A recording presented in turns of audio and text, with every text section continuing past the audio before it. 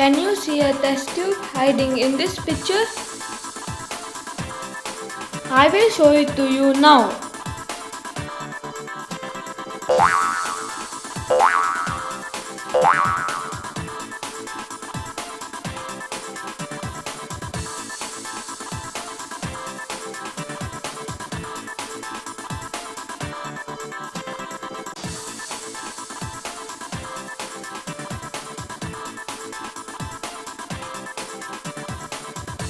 When I fill this test tube with oil, we can see that the test tube is vanishing.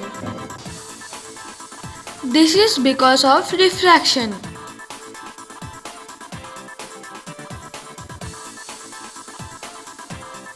The oil inside the test tube, the material of the test tube and the oil outside the test tube have the same refractive index. So the test tube appears to be hiding.